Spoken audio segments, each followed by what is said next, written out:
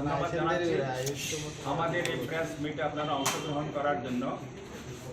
যেই বিষয়টা আমরা এখন বলতে যাচ্ছি সেটা হচ্ছে Tripura tribal areas autonomous district council তরফ থেকে আমরা সাব জোনাল ডেভেলপমেন্ট অফিসার এবং ডেপুটি প্রিন্সিপাল অফিসার পদে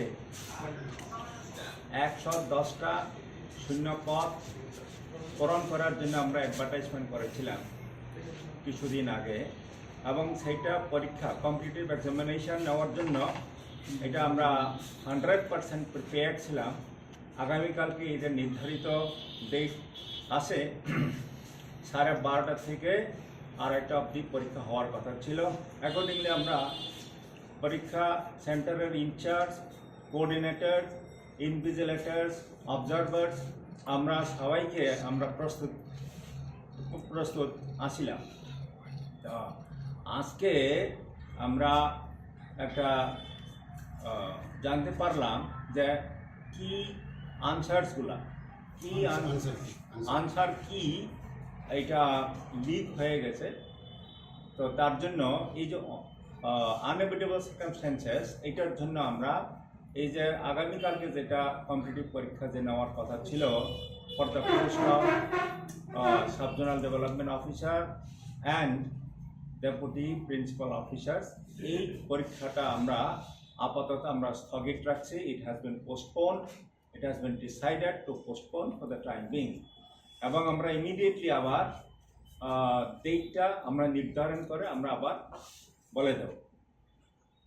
আনসার কি যেহেতু আপনারা বলছেন বের হয়ে গেছে তার জন্য আপনারা কোনো এফআইআর কমপ্লিট করেছেন?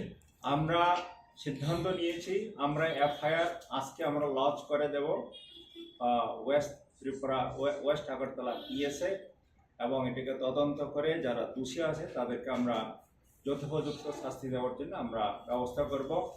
শুধু তা না, আমরা অ্যাডমিনিস্ট্রেটিভলি আমরা ডিসিপ্লিনারি অ্যাকশন আমরা নেব from the against the accused person. How many percent এই আনসার কি হলো মানে লিক হলো কিভাবে লিক হলো? আপনাদের এডিসি প্রশাসনের কি কেউ জড়িত রয়েছে কিনা? এবং আমরা দেখেন আমি বলতে চাই বিশেষ করে as a CEO of Tripura tribal areas autonomous district council আমরা বলে আসতেছি যে we are talking about the good governance, যেখানে আমরা ট্রান্সপারেন্সি আমরা মেনটেন করছি, এবং আমরা অ্যাডমিনিস্ট্রেশনের তরফ থেকে আমরা একটা রিক্রুটমেন্ট আমরা কনস্টিটিউট করেছিলাম। আজকে রিক্রুটমেন্ট বোর্ড সেই এটিকে তদারকি করছে, এবং কোয়েশ্চেন পেপার তৈরি করা থেকে আরম্ভ করে পরীক্ষার যে যাবতীয় যে বিষয়গুলা ওনারা দেখছেন। তো অ্যাডমিনিস্ট্রেশনের তরফ থেকে যেহেতু আমি রিপোর্ট পেয়েছি যে কি আনসারসগুলা লিক হয়েছে, তার জন্য অ্যাডমিনিস্ট্রেশনের তরফ থেকে সেটাকে আমরা পোস্টপোন করার জন্য সিদ্ধান্ত নিয়েছি। উচ্চপদস্থ আধিকারিক ত্রিপুরাতে এরকম হয়েছে যে পরীক্ষার আগের দিন এরকম আনসার কি লিক হওয়ার ঘটনা একই প্রথম? না, এই প্রথম হয়েছে আমাদের এডিসি অ্যাডমিনিস্ট্রেশনে, আর কখনো হয়নি।